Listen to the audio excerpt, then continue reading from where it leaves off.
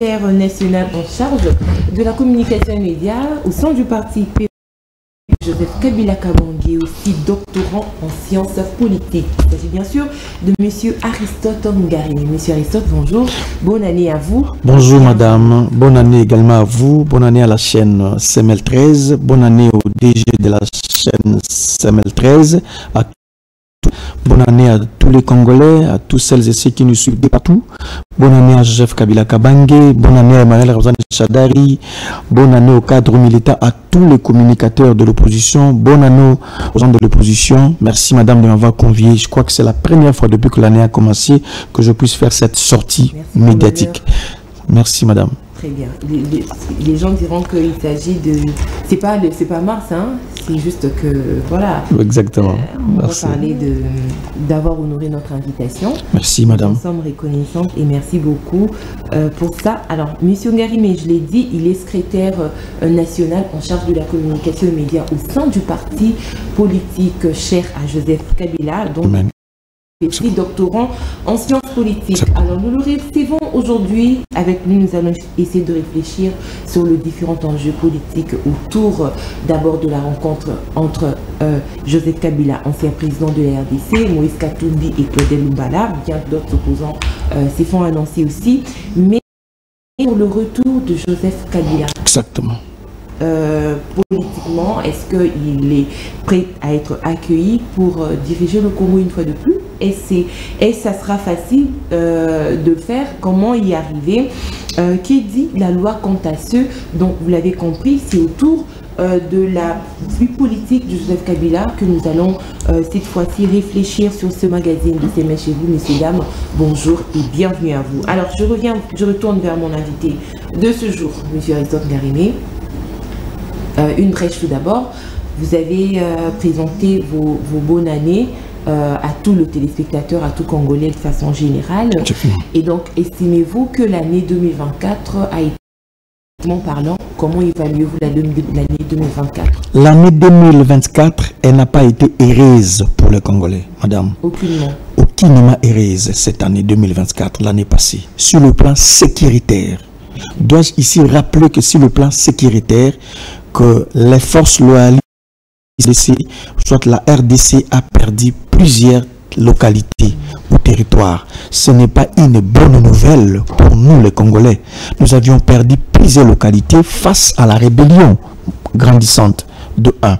Madame, dois-je encore vous rappeler ici en 2024, il y a eu plus de déplacés de guerre, madame. Il y a eu des déplacés de guerre, des gens qui quittaient leur village, leur territoire pour aller des endroits inconnus. Parce que le gouvernement n'a pas réussi à sécuriser nos frontières, l'intégrité nationale. Donc cette année n'a pas été heureuse sur le plan sécuritaire. Madame, sur le plan social, madame, l'année n'a pas été heureuse. La pauvreté. Je me dis, nous avions toujours, mais sous Joseph Kabila Kabange, il y avait également la pauvreté. Je n'ai pas dit qu'on avait éradiqué la pauvreté sous Joseph Kabila Kabange. Mais le niveau où la pauvreté a atteint le paroxysme sous Tshisekedi, c'est inégalable. Le peuple congolais devient le peuple le plus pauvre. La pauvreté. Les enseignants, les médecins sont pauvres. Les policiers sont pauvres. Les fonctionnaires sont pauvres. Tous ceux qui travaillent, tous celles et ceux qui travaillent pour le compte de l'État, ou soit ici en RDC, la pauvreté a atteint leur vie. Donc, on n'a pas réussi à sortir le peuple congolais dans la pauvreté, tel qu'il avait promis à l'époque. Tshisekedi avait promis que je ferais sortir les Congolais dans la pauvreté. Il n'a pas fait ça. Donc, l'année 2024, elle n'a pas été heureuse sur le plan social. Madame, allez au marché, et le produit qui coûtait à 1000 francs, ces produits a connu une augmentation, soit de 10%, de 20%, de 30%. Donc c'est très grave. Sur le plan économique, le Congolais, madame, le pouvoir d'achat des Congolais reste aménusé, reste faible. Donc on fait ce qu'on appelle une illusion monétaire. Ça veut dire quoi, madame? On vous fait croire, madame Tania, vous travaillez pour l'État congolais. À l'époque, vous touchez 500 000 francs. Maintenant, vous avez 1 million de francs congolais. Madame Tania apprend que j'avais 500 000 francs congolais, maintenant j'ai 1 million. Elle se réjouit au fond d'elle. Mais lorsqu'elle a 1 million de francs congolais, elle part au marché pour faire les achats. Le produit qui était à 1000 francs, ces produits-là, est triplé, quadruplé, ainsi de suite. Du coup, le pouvoir d'achat est amenuisé, diminué. Donc, il y a ce qu'on appelle illusion monétaire. On vous fait croire que j'ai augmenté votre salaire, mais sur le terrain, vous n'arrivez pas à faire ça convenablement. Donc, sur le plan économique, madame, il n'y a pas eu la diversification de l'économie, il n'y a pas eu le pouvoir d'achat qui était maîtrisé. Donc, c'est très grave. Social, économique et sécuritaire, même sur le plan politique. C'est le plan politique, mais c'est Tshisekedi a divisé les Congolais.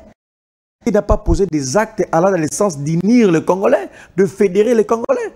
Il n'a pas fait ça. Aujourd'hui, le tribalisme a atteint un niveau exagéré. Le tribalisme, madame. Aujourd'hui, les Congolais, le Congo est divisé.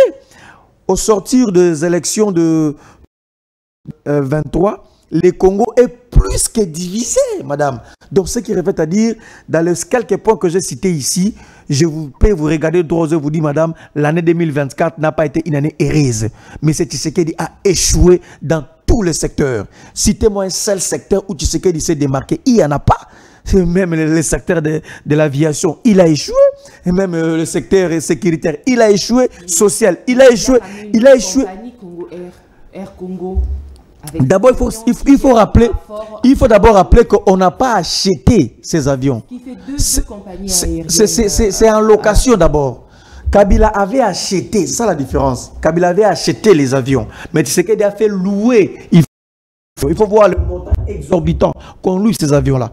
Et pour aller encore en profondeur, comment est-ce que cette compagnie arrive à servir les Congolais? C'est encore du désordre. C'est le chemin de l'affaire pour voyager en RDC. Un pays avec 2 345 000 km², mais nous manquons les aéronefs, les avions, nous n'en avons pas. Et on trouve bon d'aller louer. Madame, M. Tshisekedi, c'est l'échec. M. Tshisekedi, c'est la bande de la RDC. M. Tshisekedi a fait reculer la République. M. Tshisekedi n'a rien fait d'exploit en 2024. Si vous voyez un seul Congolais se réjouir de ce qu'a été la RDC en 2024, dites-vous soit il est de l'IDPS, il travaille dans un cabinet politique, il est proche de X ou Y, mais le Congo profond, il n'y a pas eu la joie en 2024. Moi, c'est notre bilan. Nous disons que trop, c'est trop et c'est extrêmement très grave. Alors, vous avez également épinglé le tribalisme sous le régime Tshisekedi. Vous pensez que cela n'a pas été le cas quand Kabila était là? Déjà, qu'est-ce que votre... Enfin, je peux dire, sur quoi mesurez-vous le taux du tribalisme aujourd'hui en RDC? En effet, madame, je n'ai pas dit que sous notre régime, il y en avait presque pas et tout ça, non. Mais les taux, les pourcentages du tribalisme aujourd'hui en RDC, madame, c'est exagéré. C'est beaucoup plus élevé, c'est beaucoup plus poussé. Je me réserve de citer des postes importants par des gens d'une seule tribu ou d'un seul espace géographique. Donc, des postes importants, des dossiers importants sont dirigés vers un espace linguistique que nous connaissons, que je ne vais pas faire l'apologie ici. Retenez qu'il y a le tribalisme, madame, en RDC. Le tribalisme animal, le tribalisme pointu, le tribalisme sauvage. Ce que nous voyons aujourd'hui. Il y a le tribalisme. Or, nous disons que c'est extrêmement grave. Le Congo, c'est une nation. Le Congo est appelé à être une nation, un peuple uni, un pays fort. Pour y parvenir, il faut carrément enlever le tribalisme. Pourtant, ça ne se confie pas seulement à des gens qui sont de votre espace géographique et linguistique. C'est que nous disons que l'année 2024, elle n'a pas été une année heureuse. Madame, on a tué le Congo. Le Congo est entre les mains des gens qui ne connaissent rien. Le Congo est entre les mains des jouisseurs. Le Congo est entre les mains des gens qui tâtonnent. Les gens qui n'ont aucune idée de ce que c'est l'unité nationale. Aucune idée de la cohésion nationale. Les gens qui croient que le Congo c'est leur tour. Ils doivent maintenant se servir, manger des avions, voyager, aller de gauche à droite. Ce sont ces gens-là qui gèrent le Congo. Le Congo est par terre. Alors, des opportunistes, des entrepreneurs politiques, des gens qui n'ont pas de qualité de visée nationaliste. Ce sont ces gens-là qui gèrent la RDC aujourd'hui. Et c'est très grave. Le Congo est malade. Le Congo est malade. Qu'est-ce qui a fissuré la cohésion nationale si Kabila a laissé un pays uni? Aujourd'hui, vous dites que les Congolais ne sont plus unis. La fissure vient d'où? La fissure vient de la mauvaise gestion de Tshisekedi. À chaque fois qu'il y avait des questions, Kabila convoquait toujours le peuple. Kabila s'en attire. sa philosophie politique consistait toujours à unir les Congolais. Kabila a accepté 1+4. C'était une unité qu'on ne pouvait pas aujourd'hui négliger, ce qui a fait que le pays soit ce qu'il est aujourd'hui. Kabila a accepté l'accord de Sun City. Kabila a fait des dialogues, des concertations. C'était à chaque fois qu'il y avait un problème au pays, à chaque fois qu'il y avait un souci majeur ou la rébellion, je ne sais pas quoi, Kabila s'élevait pour unir les Congolais. Et Kabila a fait ça plusieurs reprises. Kabila était le plus loin à l'époque, même donner la primature à l'opposition. Dans le unir le Congo pour être un. Mais Kabila posait des actes qui témoignaient qu'effectivement Kabila c'est quelqu'un de pacifique, quelqu'un de nationaliste, quelqu'un qui veut l'unité de la République. Mais Tshisekedi, quand il est arrivé, il croit que le Congo c'est son affaire. Il croit qu'on gère par défi, on gère par règlement des comptes. Je dois montrer, je dois prouver. Or le Congo est si vaste, il faut unir les Congolais. Nous sommes allés aux élections, mais nous n'étions pas unis. Nous sommes sortis de ces élections. Ce qui est divisé, on était profondément divisés. Donc, rien n'est fait pour remédier. Rien n'est fait, aucun acte ne posé par Tshisekedi allant dans le sens d'unir les Congolais. Il n'y a pas. Il ne fait que diviser les Congolais. C'est une mauvaise politique, des mauvaises décisions. Donc, madame, retenez ce que je vous dis. Le Congo est profondément divisé par la politique de M. Tshisekedi. Aujourd'hui, on a du mal à émerger parce qu'on est intelligent, on est compétent. Non, il faut d'abord être soit du clan X, de telle aire géographique, soit de tel espace géographique. À ce moment-là, on peut avoir l'accès, on peut se targuer la poitrine. Mais comme ça, le pays est plus que divisé. Mais le président a dit que vous les jugez rapidement. Il n'a que 1 an. Non. Il n'a pas 1 an, il a 6 ans. Pour le second mandat. Mais c'est Tshisekedi à 6 ans. C'est au second mandat qu'il a promis de corriger ses erreurs du passé. Non, madame. Donc là, il compte qu'il a. D'abord, il y a des promesses non tenues de Tshisekedi. J'ai même écrit un livre. Les promesses non tenues de Tshisekedi. Plus de 256 promesses non tenues de Tshisekedi. Ça existe, ces promesses-là. Documentées. Fouillé, il y en a. Mais il faut d'abord qu'il puisse corriger en 2000, enfin pour le second mandat. Mais c'est que nous ne voyons pas, madame. Il n'a été qu'à son premier mandat. Ça aura été en janvier qu'il ça aura été une excuse ici. Il n'avait qu'un seul mandat. On allait voir des signaux forts dans le premier mandat. Parce que dans le deuxième mandat ici, il ne sera plus redevable, il ne sera plus candidat. Il va partir.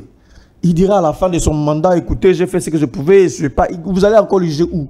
Il faut d'abord être très rigoureux envers lui au premier mandat. Nous avons vu comment est-ce qu'il a échoué dans son premier mandat. Qu'il y ait des promesses. Je ne sais pas si les étudiants de Mandaka ont déjà commencé à étudier dans l'université Harvard de Mandaka. Il avait promis une université moderne à Mandaka. Il a promis 8 avions à Congo Airways. Je ne sais pas si les a achetés. Il a promis 5 bateaux de pêche. Ces bateaux-là vont même commencer à attraper des mamiwata. On n'a rien vu jusque-là. Il nous a promis qu'il va terminer l'insécurité à l'Est. Il va même délocaliser l'état-major pour... à l'Est, jusqu'à là, madame, rien n'est encore fait. Il nous a promis ici à Maluku. Je suis venu terminer la famine. Désormais, nous n'allons plus aller chercher des poissons chercheurs à Namibie. Ça serait maintenant à Maluku. Voilà, tant de promesses, de routes à l'espace Grand Kassai. Il a promis de construire des routes, d'asphalter des routes. J'ai même ces livres-là, madame. Donc, d'abord, des promesses non tenues de M. Tshisekedi. Citez-moi une seule promesse de M. Tshisekedi qui a tenu. Il n'y en a pas. Il ne fait que promettre des Congolais. Donc, on ne peut pas dire qu'il n'a qu'une année. Non. Il a d'abord les 5 ans qu'il a échoué, associé encore avec les une année ici, les 1 an ici qu'il échoue. Donc, son mandat n'est que la succession d'échecs. Il a échoué.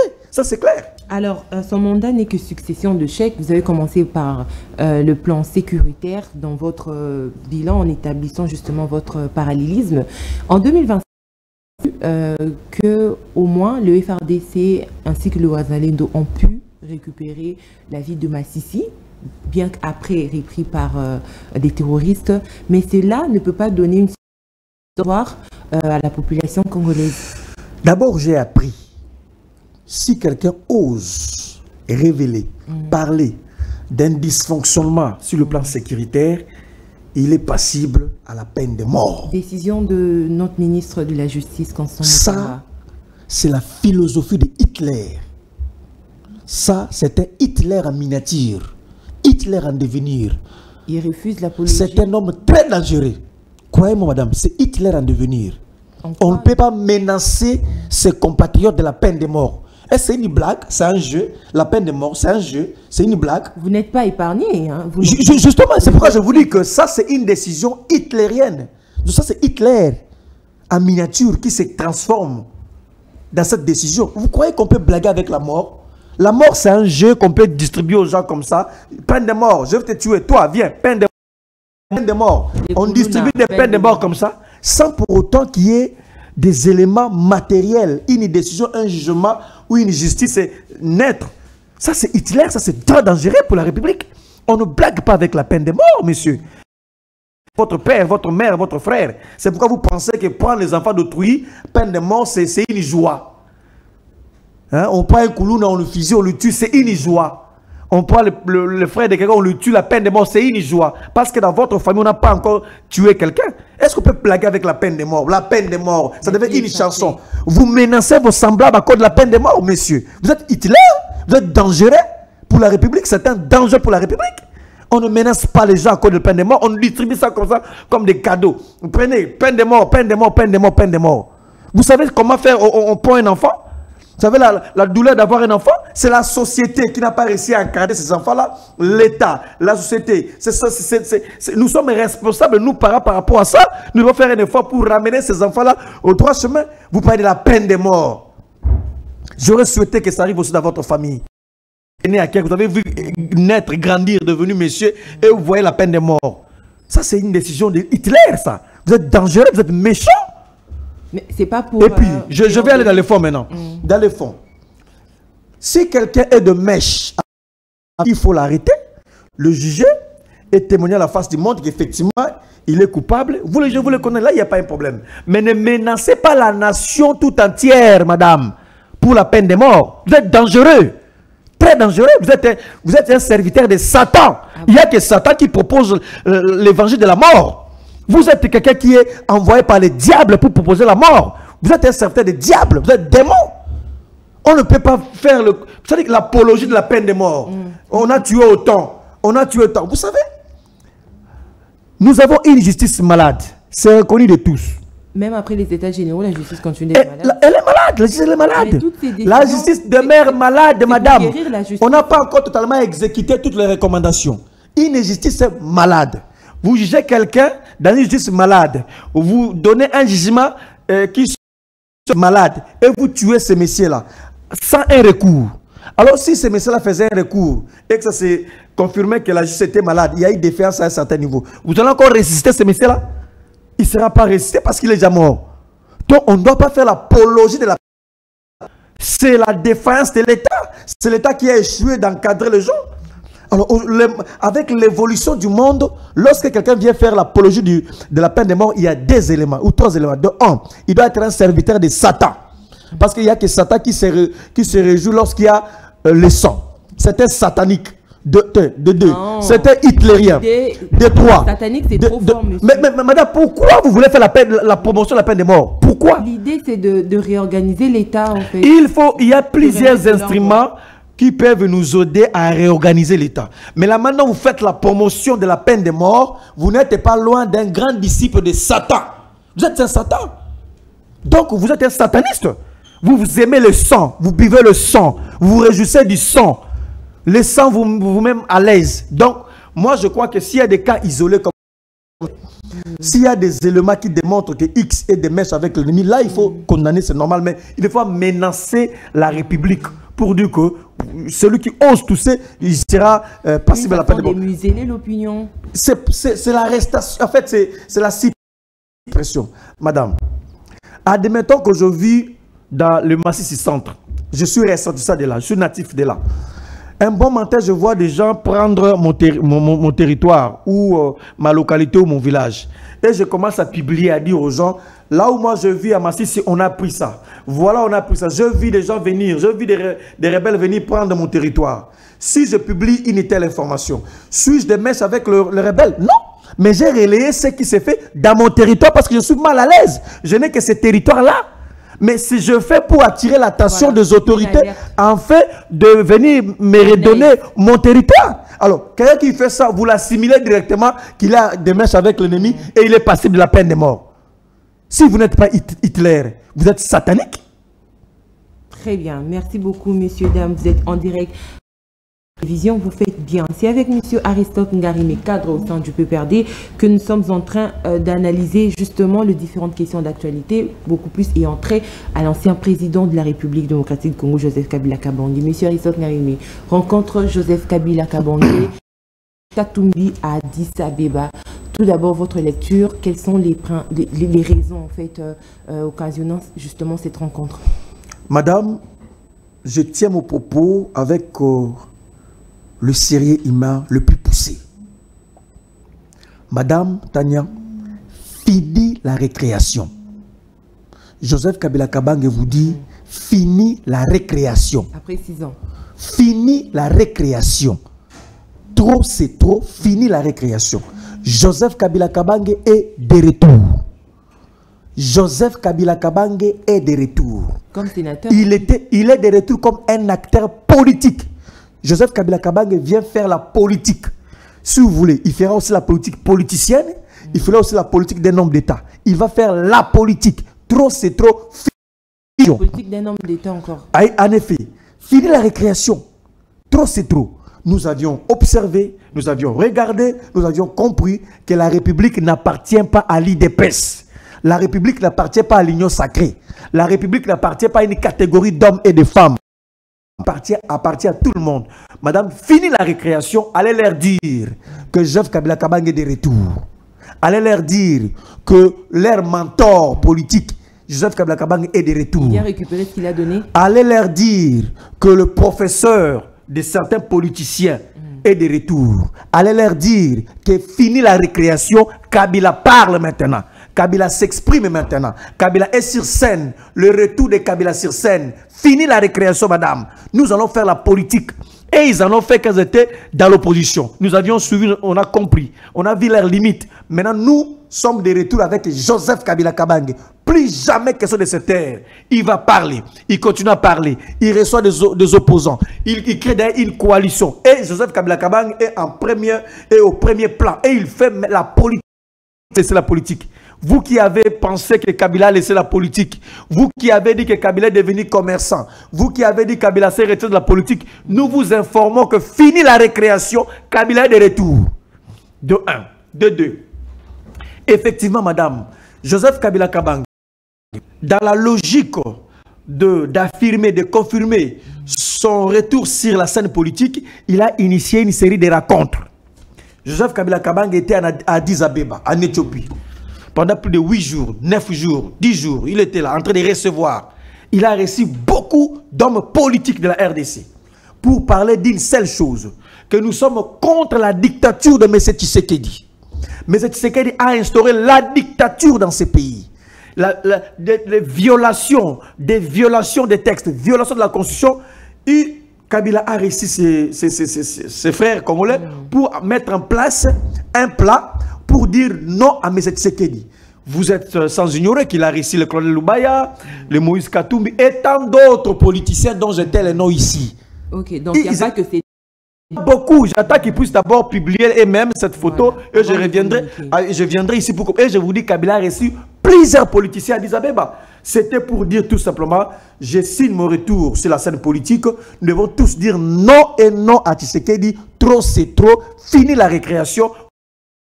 Le fait de rester taisé, le fait de rester silencieux, ça ne fait pas de nous de faibles et de faiblards. Simplement parce que nous avons laissé le temps au temps. Et maintenant, nous avions compris que Joseph Kabila Kabange nous a clairement dit, fini la récréation. Kabila est de retour. Kabila est de retour. Il reste l'homme incontournable dans la politique congolaise, estimez-vous? Madame. Après les élections qu'il a organisées en 2018. Croyez-moi, madame. Je suis politique. Croyez-moi, madame.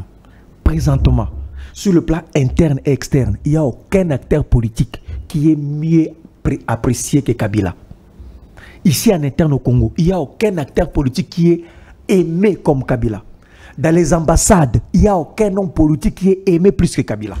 Sur le l'échiquier international, il n'y a aucun homme politique qui est aimé présentement plus que Kabila. Même dans le Congo profond, il n'y a aucun homme politique qui est aimé plus que Kabila. Pour le moment, Tshisekedi le sait. Idiot sacré Baye Biango. C'est Kabila qui est l'homme le mieux coté. Kabila est là, à la hauteur. Okay. On a observé la gestion de Kabila. avoir laissé le pouvoir d'une manière pacifique. Il s'est retiré pendant un moment. Il n'a pas parlé. Il observait. On a regardé son cursus. Maintenant, l'homme le mieux réclamé s'appelle Joseph Kabila Kabange. Et nous sommes venus vous dire le retour de Kabila. Joseph Kabila Kabange est de retour. Il fait maintenant la politique. Il était un peu occupé par son master, sa thèse et ainsi de suite. Maintenant, je suis venu vous informer, comme son porte-parole, Kabila est de retour. Fini la récréation, Kabila est... Il faut leur dire, il faut dire à leur mentor, il faut leur dire que Kabila est de retour.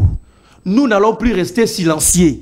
Le Congo n'appartient pas à Tshisekedi ni à l'IDPS ni l'Union sacrée. La constitution, c'est l'affaire de tout le monde. On ne peut pas se lever un bon matin, vouloir changer la constitution sans qu'il y ait des conséquences incalculables. Nous n'allons pas changer la constitution. Ça ne peut pas se faire. Donc Kabila est de retour. Je suis venu officiellement vous annoncer le retour de Joseph Kabila Kabange.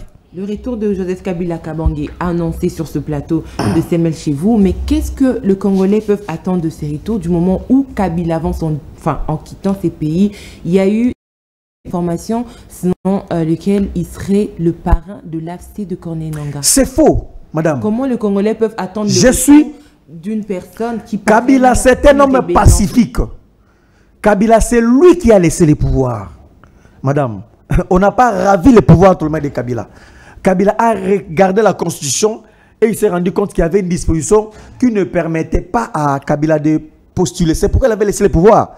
C'est un homme pacifique, c'est un homme de paix. Est-ce qu'il avait vraiment l'intention de laisser oui, parce que les élections disait en 2016, c'était pour il y avait les impondérables, il y avait les impondérables à l'époque sécuritaire, ce qui a fait que nous ne puissions pas organiser. Mais Kabila a laissé le pouvoir. Il a dit, mon sort, mon avenir est réglé dans la constitution.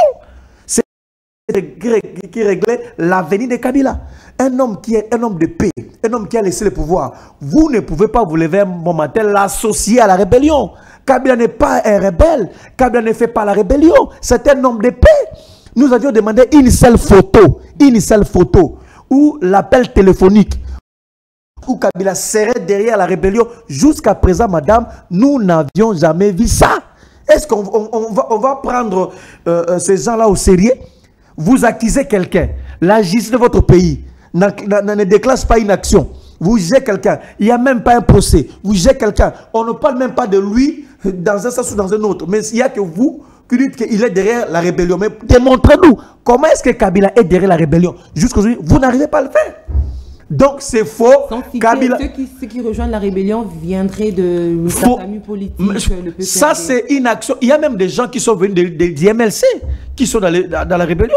Il y a même le fédéral de l'IDPS, Wakacha, qui vit au Canada. Il est dans la rébellion. Il y a des gens qui sont venus de partout, qui sont dans cette rébellion. Il n'y a pas que les gens que nous avions déjà aussi écartés parce qu'ils sont allés de l'autre côté. Donc aujourd'hui, madame, dire que Kabila est derrière la rébellion, c'est un manque de respect. C'est une provocation. Vous ne cherchez pas l'unité et l'union de la République. Il est resté silencieux. Montrez-nous une seule photo, une conversation, ou soit une correspondance, où Kabila serait derrière la rébellion. On n'a pas vu ça. Donc c'est une provocation, un manque de respect. Kabila, c'est un homme de paix. Kabila va faire la politique conformément à la Constitution. Le retour de Kabila, c'est par rapport à la Constitution, madame. Rien que la Constitution et Dieu est avec Kabila. Et Kabila a une mission de Dieu et il va faire la politique conformément à la Constitution. Fini la récréation pour Joseph Kabila. Il est contre la dictature de Félix Antoine Tshisekedi, la violation de la Constitution. Parlons de cette Constitution. Kabila l'a révisée une fois. Madame, la révision ne pose pas un problème. Mais tu sais qu'ils vont tabler entre la révision aussi et le changement. Parce que la Constitution prévoit le mécanisme de sa révision. Si on respecte le mécanisme de la révision de la Constitution, il y a des où on peut ou on ne peut pas modifier ou soit réviser la Constitution. Si on respecte tout ça, on regarde, on voit aussi l'opportunité de cette révision, ça ne posera aucun problème parce que même la Constitution prévoit sa révision. Est-ce que nous sommes pendant l'état de siège? Oui. Est-ce qu'ils nous ont dit que nous ont dit ça? Oui. Est-ce que le contexte est favorable? Non. Donc, réviser la Constitution, ça peut être possible que si on respecte en effet les principes, madame. Si on ne respecte pas les principes, pourquoi c'est précipité? Est-ce que c'est la Constitution qui empêche les gens qui nous gouvernent à mieux payer les fonctionnaires? Je ne crois pas. C'est la Constitution qui empêche ceux qui nous gouvernent à construire des routes ici à Kinshasa? Je ne pense pas. Est-ce que c'est la Constitution qui empêche que nous puissions récupérer d'autres localités? Je ne pense pas. Est-ce que c'est la Constitution qui empêche M. Tshisekedi de beaucoup voyager? Je ne pense pas, parce qu'il voyage. Est-ce que c'est la Constitution qui empêche M. Tshisekedi de réduire le prix des denrées alimentaires au marché? Je ne pense pas. Alors pourquoi tout de suite penser à la Constitution, aller et place de voir d'abord de sérieux tous les Congolais? Il y a une opportunité. Ça n'a pas sa raison d'être. Donc nous disons tout simplement, nous sommes contre cette révision parce que la révision est inopportune. Nous sommes également contre le changement de la Constitution parce qu'on ne change pas la Constitution comme on change une chemise. Alors, Joseph Kabila, est-ce que la Constitution prévoit, on va dire, du retour d'un ancien chef de l'État, sur base de quoi Joseph Kabila, enfin, selon certaines indiscrétions, serait au retour au pouvoir? Nous avions étudié cette Constitution. Nous avions étudié profondément cette Constitution. Madame, il n'y a aucune disposition, il n'y a aucune contrainte qui empêcherait le retour de Joseph Kabila Kabange. D'ailleurs, il a consommé le 2 mandats, il peut encore revenir. Il n'y a aucune disposition. Je ne sais pas si quelqu'un peut nous démontrer que telle disposition empêche le retour de Kabila. Il n'y en a pas. Donc Kabila est libre. Il n'y a pas de contraintes juridiques. Il n'y a pas de contraintes politiques. Il n'y a pas de contraintes sociologiques. Il n'y a pas de contraintes sécuritaires. Il n'y a pas de contraintes sociales. Il n'y en a pas. Kabila est libre de rentrer et de faire son retour politique. Et c'est ce qu'il est en train de faire. Pensez-vous que nous n'avions pas le temps de réfléchir, d'étudier profondément cette Constitution? Nous avions fait. Alors, pourquoi est-ce qu'on empêcherait à Kabila de revenir? Le retour de Kabila est là. Fini la récréation. Mais qu'est-ce que Kabila n'a pas fait en 18 ans qu'il compte faire juste après, en revenant au pouvoir? Kabila, en étant dehors du pouvoir, il a beaucoup appris. En étant dans la gestion du pouvoir, il a aussi appris. Kabila se présente comme une personne ressource, comme un atout. Il a été dans la gestion de la chose publique, il a appris, il a compris les faiblesses. Il était aussi en dehors du pouvoir, il a vu de loin. Donc c'est quelqu'un qui était dedans et il était aussi de l'extérieur. Il a tout vu, il a tout compris. Aujourd'hui, Kabila, président de la République, il sera un des meilleurs présidents du monde. Il peut se faire consulter par le président de la République. Du moment où il n'est pas empêché. Servir de son carnet d'adresse plutôt que d'aller en trouver ailleurs. Du moment où il n'est pas empêché. Du moment où il n'est pas empêché pour revenir lui-même. Pourquoi laisser les autres? Du moment où lui-même, il a moins de 60 ans. C'est un jeune. Pourquoi il ne reviendra pas? Mais vous n'avez pas des ambitions politiques, étant de sa famille politique. J'ai des ambitions politiques, mais il ne faut pas avoir des ambitions démesurées. Il faut avoir des ambitions mesurées. Je mesurais ma popularité, on ne peut pas l'égaler avec Kabila. Kabila, c'est quelqu'un qui était aux affaires, il connaît les faiblesses du pouvoir, il a politique en dehors du pouvoir pendant peut-être 6 ans, 8 ans ou 10 ans, il a aussi compris, mais il s'avère aujourd'hui que c'est la personne indiquée. Alors que direz-vous à Lula? Lula qui est revenu au Brésil, Lula n'était pas, il n'y avait pas de gens autour de sa famille. On s'est rendu compte que lui, il est le mieux pour y aller, à l'instar de Lula. Lula est revenu président. Donc nous estimons que Kabila, son retour sur la scène politique est plus qu'important parce qu'il a une expérience, il a appris en étant en dehors du pouvoir. Il a appris en état dans le pouvoir. En état à l'intérieur et à l'extérieur, Kabila a appris. Maintenant, il sera l'un des meilleurs présidents du monde parce qu'il a été dedans et il est revenu. En l'instant aussi de Trump. Vous ne voyez pas que sur le plan du destin, Trump, du coup, est devenu ami. Kabange, ils sont très proches. Ils s'appellent régulièrement, ils se côtoient de temps en temps. L'un invite l'autre dans le lieu de sa prestation parce qu'il y a similitude. Le parcours est là. Donc, Trump a été président, il a compris ses faiblesses. Il n'a eu qu'un mandat. Quoi de plus normal de se dire je n'ai pas pu justement exposer ma pensée, en fait, donner aux États-Unis. On a eu autant, 18 ans c'est beaucoup. Mais comparé au cas encore, raison de plus, dans ces 18 ans-là, il a profondément appris. Quelqu'un qui a appris pendant 18 ans dans la gestion de la chose publique, s'il revenait, il ne va plus tâtonner au sommet de l'État. Il ne va plus voyager n'importe comment. Il ne va pas plus faire des fêtes, à tout moment faire des fêtes. Il ne doit pas aller, je ne sais pas, j'ai compris pendant 18 ans, j'ai compris, si je reviens, je ferai mieux. Voilà dans 18 ans, ce qui a été mes erreurs. Kabila a un carnet comme ça, où il note ses erreurs. Les erreurs de Kabila, pendant 18 ans, il a noté ça dans son petit carnet. Et lorsqu'il reviendra, il va plus commettre ces erreurs-là. Maintenant, il va être un meilleur président. Il va offrir le meilleur de lui-même parce qu'il connaît, quand on est au pouvoir, on vous acclame. Il y a des flatteurs. Faire attention aux flatteurs. Quand on est au pouvoir, il y a des gens qui viennent que pour détourner. Il faut noter. Il y a des mauvais collaborateurs. Il faut noter. Il a tout noté. Donc, lorsqu'il va maintenant revenir, il va simplement être le meilleur président. Donc, je suis venu vous annoncer les retours politiques de Joseph Kabila Kabange. Mais que dites-vous de ces Congolais qui se disent que durant le 18 ans de Kabila, on retient aussi les accords avec ou encore Floribert Béa, Chebea, aussi on va citer Rossi Mukendi. Est-ce que ces Congolais-là penseraient également que Kabila serait le meilleur président du monde? Madame, est-ce que vous avez vu une vidéo, une image où Kabila serait descendu avec une arme à main en train de tirer Rossi Mukendi? Est-ce que vous l'avez vu? Est-ce que vous avez vu Tshisekedi descendre avec une arme, tuer aussi les personnes qui lui sont reprochées? Et ils nous ont dit ça à l'époque. C'est Tshisekedi et son parti, ils nous disent ça à l'époque. Vous avez tué Rossi Mukendi, vous avez tué Chebea, vous avez tué, c'est pas, Thérèse Kapangala. Ma question est celle-ci. Aviez-vous vu Kabila se tenir debout avec une arme à main, venir comme ça dans la foule, tuer Rossi Mukendi, tuer Kapangala, tuer Chebea? Y a-t-il une vidéo où il y a un message venir comme ça avec une arme en train de tirer les gens? Il n'y en a jamais eu. Il n'y en a pas. Ce sont des choses qu'on a montées. Ce sont les erreurs qui sont arrivées. Je ne sais pas dans quel secteur, dans quel contexte. Mais Kabila n'y est pour rien. De la même façon. Est-ce qu'on peut dire tout le mort aujourd'hui, le mort que nous avons enregistré sous le régime de Tshisekedi, c'est à la tête de Tshisekedi? Devons-nous aussi dire ça? Kabila n'a tué personne. Kabila, c'est un pacificateur, c'est un homme de paix. Les accords avec les M23. Madame, voilà pourquoi je vais simplement qu'on puisse me dire, connaissez-vous une seule rébellion au monde, une seule guerre au monde qui s'est terminée sans qu'il y ait un accord, même verbal?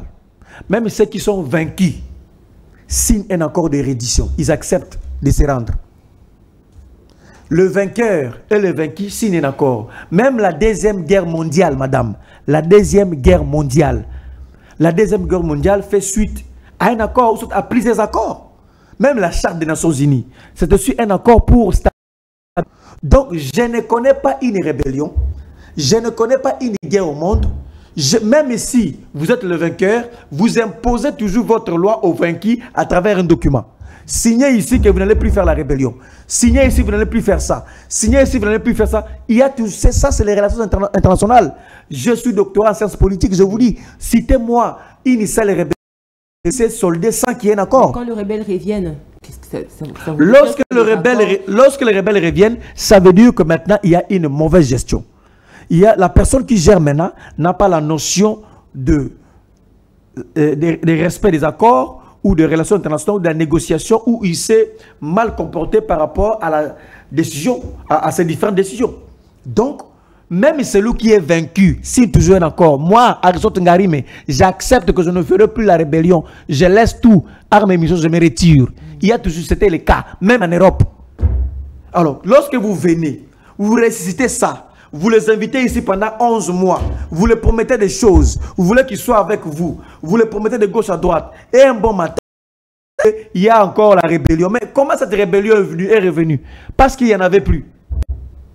Donc, madame, je veux un homme sérieux qui a fait soit relations internationales, droit international, politique, puisse me dire s'il y a une seule rébellion au monde qui s'est soldée sans qu'il y ait un accord. Même le vaincu signe toujours un accord. Alors, est-ce que vous pensez que Kabila avait totalement éradiqué le M23? Kabila avait... Comment? Le M23 s'est conjugué au passé. Il n'existait plus le M23 dans ce pays. Le M23 s'est conjugué au passé. Ils étaient déjà défaits. Certains étaient, je ne sais pas dans quelle forêt, Kampala, je ne sais pas. On n'en parlait plus. Ils n'étaient plus à l'ordre du jour. La question est celle de savoir qui a invité le M23 à Kinshasa. Pourquoi est-ce qu'on a invité quelques ténors de M23 à Kinshasa? Avez-vous suivi Willingoma? Je ne sais pas. Vous avez suivi ce que le chef de l'État a dit lui-même, que le ministre de l'époque s'appelait Gilbert Kankondi. C'est celui-là qui lui a informé qu'il y avait les M23 ici à Kinshasa. Alors, pourquoi sont-ils venus ici à Kinshasa? Parce qu'il n'y avait pas en ce moment, il n'y avait pas la rébellion. Il n'y en avait pas. Pourquoi sont-ils venus ici? Donc c'est l'air venu après. Ils sont venus, semble-t-il, il y a eu, ils ont parlé, il semble-t-il qu'il y a eu des pourparlers, ça s'est mal soldé, et à ce moment-là qu'on voit encore le M23 ressurgir. Mais nous, avec Kabila, on avait conjugué le M23 au passé. Il n'y avait plus le M23. Entre celui qui a fermé la gueule du M23 et celui qui a encore fait puisse parler, le deux qui est meilleur, qui est sage, c'est celui qui a écrasé le M23. Sous Kabila, on ne parle plus de M23, c'était du passé. Et c'est ça la réalité. Quel héritage sur le plan sécuritaire, on parle de l'armée précisément, Kabila a-t-il légué à la population? D'abord, madame, une armée infiltrée. Le président Tshisekedi a dit tout haut, j'ai trouvé une armée organisée et structurée. Ça ne vient pas de moi. Ça vient du président Tshisekedi. Il y a la vidéo. Il a dit que j'ai trouvé une armée organisée et structurée. Qui a organisé l'armée? Qui a structuré l'armée? C'était Joseph Kabila Kabange. L'armée congolaise est comptée 8e au niveau de notre continent. Si vous commencez à citer des armées fortes au niveau de notre continent, vous citerez aussi l'armée qui a été mise en place par Joseph Kabila Kabange. Ce n'est pas moi. Il y a des rapports, il y a des indices, il y a des indicateurs qui démontrent que l'armée sous Joseph Kabila Kabange était comptée 8e au niveau de notre continent. Ce n'est pas un héritage. Madame, citez-moi, parce que l'armée est infiltrée. Encore, il faut rappeler ici, madame, je ne connais pas non plus une armée au monde où il n'y a pas des infiltrés. Il y a tous des infiltrés. Service d'espionnage, il y a aussi un service de contre-espionnage. Parce qu'on peut vous espionner, on peut vous infiltrer. Même l'armée américaine a été à un moment donné infiltrée en Irak. Il y a un capitaine qui a été condamné, un jeune capitaine qui a été condamné parce qu'il vendait les informations chez Wikileaks. Wikileaks, un journaliste comme ça. Donc, madame, dans le fonctionnement d'une armée, il faut vous mettre en tête qu'une armée peut être infiltrée. Une armée peut être espionnée. C'est pourquoi il y a les services d'espionnage et de contre-espionnage. Donc, n'allez pas réduire votre vision pour dire que l'armée est espionnée. On s'arrête là. Non. Lorsque vous constatez que l'armée est infiltrée, citez-moi 10 généraux qui ont été révoqués parce qu'ils sont des infiltrés. Citez-moi 5 colonels qu'on a révoqués parce qu'ils sont des infiltrés. 10 majors qu'on a révoqués. Citez-moi des soldats qu'on a révoqués parce qu'ils sont des infiltrés. Je ne sais pas. Vous avez le pouvoir. Vous nommez, vous révoquez. Pourquoi vous ne révoquez pas ceux qui sont infiltrés? Ça, c'est un discours défaitiste.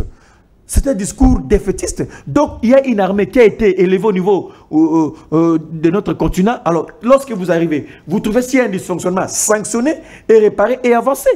C'est ça le problème. Estimez-vous que ces régimes n'ont rien du tout à reprocher à l'ancien président Joseph Kabila sur des questions sécuritaires? Ce régime n'a absolument rien à reprocher à Joseph Kabila Kabange. Pourquoi? Parce que Joseph Kabila Kabange n'avait pas trouvé une armée républicaine. Joseph Kabila Kabange a accepté de payer une facture. Je crois que c'est la facture la plus lourde. D'accepter qu'il y ait l'unité, la réunification, qu'il y ait en effet des rebelles qui acceptent de laisser la rébellion pour venir accepter de travailler ensemble. C'est en effet ce qui s'est passé. Donc, Joseph Kabila Kabange a mis en place... négocier carrément, chose que Tshisekedi ne veut pas de négociation avec le rebelle. Et c'est quoi la solution? C'est quoi? Puisqu'il ne veut pas de négociation, c'est quoi l'autre solution qu'il propose? C'est quoi? Est-ce qu'on a récupéré des localités? L'autre solution, c'est oui. Les FARDC. Nous sommes d'accord. Diplomatiquement parlant. Ne parlons pas de la diplomatie, là c'est de l'échec. Nous sommes d'accord. Nous avions dit dans notre communiqué qu'on donne les moyens nécessaires à nos forces armées pour, n'est-ce pas, chasser les rebelles. Nous avions dit qu'on donne les moyens nécessaires. C'est un peu le mercenaire, là qu'on amène les Roumains, tout ça, qui sont en train de... Non, nous voulons qu'on donne les moyens nécessaires à nos forces armées pour chasser l'ennemi. C'était ça notre vœu. Donc, lorsque vous ne voulez pas négocier, lorsque vous ne voulez rien faire, il faut que les rapports de force soient supérieurs. Il faut que votre rapport de force puisse être supérieur à celui de l'ennemi. C'est ça. Alors, rencontre Joseph Kabila et Moïse Katumbi, M. Ngarimé, vous en souviendrez que lorsque Moïse Katumbi a commencé à révéler justement ses ambitions présidentielles, il y a eu divergence entre lui et l'ancien président Joseph Kabila. Aujourd'hui, les deux autour d'une même table. Est-ce qu'on va dire que les deux leaders ont cessé d'être adversaires politiques ou c'est manque de fierté et honneur de la part de la politique? Non, madame, nous sommes en politique. En politique, les alliances se font, se défont et se refont. En politique, les alliances se font, se défont et se refont. C'est ça en effet. s'il y a eu divergence à un certain niveau, la politique est dynamique. Nous avions quitté un point pour un autre. Donc, à ce stade, je trouve que c'est normal qu'il y ait une nouvelle alliance. Parce qu'en politique, les alliances se font, se défendent et se refont. Il n'y a pas de souci à cela. Tout celui qui a fait la politique, tout celui qui est un acteur politique, ne peut pas me contredire. Les alliances se font à tout moment, se défendent et se refont. Donc, si aujourd'hui on s'est rendu compte que le danger commun, les dangers de la République aujourd'hui s'appellent union sacrée, c'est ça les dangers. Tout celui qui prend conscience de ces dangers-là ne peut que s'allier avec d'autres Congolais pour dire non ou stop. C'est l'union sacrée, c'est l'IDPS aujourd'hui, c'est ça les dangers. Avec leur arrogance, avec leur suffisance, ils croient que la République c'était leur héritage qu'on leur a laissé et les autres n'ont pas droit au chapitre. Face à de tels messieurs, Moïse Katumbi ne peut que se rapprocher de son frère Joseph Kabila Kabange pour en effet dire non à un danger qui s'appelle Félix Tshisekedi. Et vous serez, enfin Joseph Kabila justement prêt à lui également? C'est dans nos échanges, dans les discussions, c'est fort possible que nous puissions recevoir Martin Fayulu dans les jours qui arrivent. C'est tout à fait normal. Pourquoi? Parce que Moïse Katumbi, Délice Sanga, Claudel Loubaya, Martin Fayulu et tous nous sommes rendus compte que maintenant là, les dangers s'appellent Union Sacrée, IDPS et Félix Tshisekedi. Pourquoi ils veulent changer la constitution? C'est ça le vrai problème. Alors, Martin Fayulu, parce que vous parlez des alliances qui se font, des fonds, ça sera le cas aussi avec Martin Fayulu après les élections de 2018. Pourquoi pas? Pourquoi pas? Les alliances se font, c'est encore. Donc, on peut faire l'alliance aujourd'hui. Vous pensez que c'est une blessure qui est bandée? Il n'y a pas de blessure. Blessure, c'est quoi? Blessure à quel niveau? Moi comme militant, je suis d'abord cadre du parti, certes, je suis ministre de la communication du PPRD. C'est ça ce que je suis. Exactement. Je suis aussi un militant parce que je milite pour la matérialisation d'une vision. J'ai toujours dit au président Kabila, j'ai toujours dit à mes OSP Chadari, j'ai dit à mes amis, j'ai toujours dit, président Kabila, il ne fallait pas. Président Kabila, il ne fallait pas. Je l'ai dit comme militant, il ne fallait pas. Il ne fallait pas, il ne fallait pas. Il ne fallait pas quoi? Il ne fallait pas tout simplement. Il y avait plusieurs options. Okay. Il ne fallait pas. Il y avait surtout les deux dernières réunions que nous avions eues là, à GLM et puis à Kingakati. Je dis il ne fallait pas. Je dis ça président Kabila. Il ne fallait pas président Kabila. Et moi je dis également qu'il ne fallait pas. Moi je le dis, oui, je le dis ça. Il les reconnaît, il sait qu'il ne fallait pas. Je dis président Kabila, il ne fallait pas. Je lui dis ça, je lui ai déjà dit ça une fois à Kingakati. Vous lui avez seulement dit il ne fallait pas. Il ne fallait pas. Je dis président Kabila, il ne fallait pas. Je lui dis ça à Kingakati. Président Kabila, il ne fallait pas. Maintenant, à lui dire ça comme un militant. Je lui dis, président Kabila, je suis militant de ce parti, je crie en vous et je continuerai à croire en vous, président Kabila, mais il ne fallait pas. Il ne fallait pas. C'est comme ça, un militant. Je suis un militant, je suis un jeune militant. Et je dis ce que je pense à mon président. Et c'est à lui d'apprécier ce que je dis. Je dis, président Kabila, il ne fallait pas. Il ne fallait pas, mais vous en souviendrez aussi que le président Tshisekedi a reconnu se rompre avec le FCC dans une de ses interviews. Là, c'est lui, mais moi, dans plusieurs options prises par mon président de parti politique, Joseph Kabila Kabange, je lui dis, il ne fallait pas. Il ne fallait pas quoi? Il ne fallait pas. Il ne fallait pas simplement, surtout les dernières réunions là, il ne fallait pas. Il ne fallait pas. Là, nous étions pratiquement en 2018. Je dis, président Kabila, il ne fallait pas. Je dis, président Kabila, il y avait plusieurs options. Ce n'est pas celle-là. Il ne fallait pas. Président Kabila, il ne fallait pas. Très bien. Il ne fallait pas. Aujourd'hui, ce que nous récoltons, ce que nous vivons, président Kabila, il ne fallait pas. Voilà la République telle qu'elle est devenue. Les routes, la guerre, l'insécurité. La République est devenue très bas. Il ne fallait pas. Il devrait laisser le pouvoir. Non, il ne fallait pas simplement. Président Kabila, il ne fallait pas. Il ne fallait pas. Voilà ce que devient la République aujourd'hui. C'est pas un royaume, le Congo. Mais justement, moi je parle pas seulement que lui puisse se démérer au pouvoir. Mais vous ne pouvez pas dire, je parle de certaines décisions. Je dis qu'il ne fallait pas. Surtout les deux dernières réunions que nous avons connues à GLM. À GLM là, où il y avait des caciques, il y avait. Nous, il ne fallait pas. Il y avait plusieurs options. Pourquoi ça? Voilà ce que nous faisons poser à Kabila. Je vous dis, quand votre militant, il me suit, je vais lui envoyer cet extrait. Je vais envoyer ça au président Kabila. Président, je suis le militant de votre parti. Je suis le ministre de la communication. Je vous dis, il ne fallait pas. C'est ma conviction. Et vous avez la lourde responsabilité, président Kabila, d'intérioriser, de comprendre ça, qu'il ne fallait pas. Et de réparer cela. Si possible, si c'est réparable encore, on doit réparer parce qu'il ne fallait pas. Très bien, on retient, mais on va chercher à comprendre il ne fallait pas quoi, parce que le quoi ne suit pas dans... Madame, il ne fallait pas simplement, il ne fallait pas. Très bien, merci beaucoup, monsieur Christophe Ngarimé. Cadre, comme il est dit, au sein du PPRD, et oui, il est du moment où il est secrétaire national en charge de la communication et médias au sein de ce parti cher à l'ancien président Joseph Kabila Kabange. Alors, monsieur Ngarimé, on tente déjà vers la fin de cette émission. On aimerait un peu savoir que vous nous disiez c'est quoi la nature ou comment pourriez-vous renommer cette rencontre autour de Joseph Kabila? En fait, c'est un rassemblement de Congolais.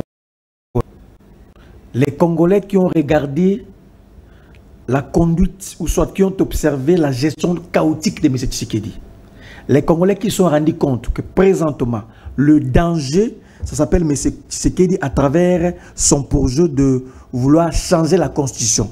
Donc c'était un rassemblement de Congolais qui se sont dit oui autour de Joseph Kabila Kabange pour dire non à Tshisekedi parce que ces derniers veulent changer la constitution. Changer la constitution, ça veut dire que plonger la République dans une instabilité. Il y aura des conséquences incalculables. Tant mieux le stopper d'abord, qu'il laisse là, qu'il continue son mandat jusqu'à la fin. La République doit continuer normalement. Se retrouver autour de Kabila, c'est parce qu'on a vu un danger de loi. Et la personne qui peut faire l'affaire, la personne incontournable, vous le savez, c'est Kabila. Quand on est autour de Kabila, Kabila, il a la sagesse, il a l'expérience, il a le carnet d'adresse. Pourquoi il n'a pas voulu aller vers les autres? Il a préféré que... Lui aussi, il est prêt d'aller vers les autres. Il est prêt d'aller vers les autres. Kabila dit, pour ça, il est prêt d'aller vers les autres. Kabila, il est sage. Kabila, c'est un ancien président de la République. Kabila, et puis Kabila a l'argent. Donc Kabila, tout ça, c'est un homme qui peut aujourd'hui faire l'affaire. Donc, se retourner autour de lui, c'est tout simplement pour dire non à la dictature de M. Tshisekedi. Il refuse de se faire consulter.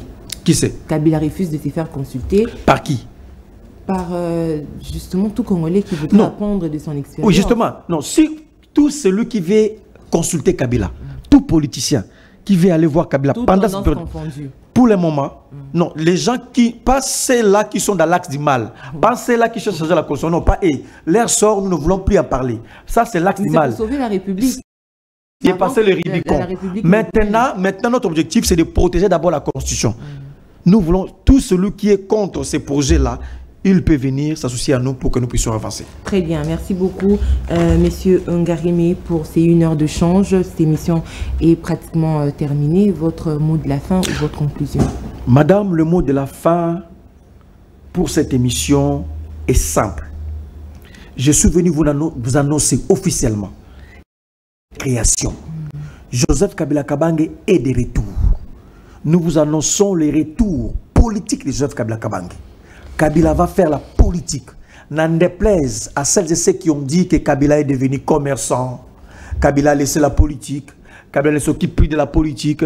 Kabila s'est retranché. Kabila tout ça. Non, madame, Kabila est de retour. Il était occupé à faire la rédaction de sa thèse, ses recherches doctorales, parce que, imaginez-vous, un ancien président de la République qui a presque tout, mais qui accepte de revenir encore à l'école, étudier, apprendre. Ça veut dire que c'est un monsieur qui a une grande vision et qui voit très loin.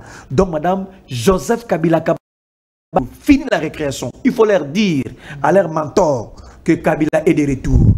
Il faut leur dire que le professeur Kabila est de retour. C'est lui qui est en train de fédérer les Congolais est de retour. Il reçoit tous les Congolais. Kabila est de retour.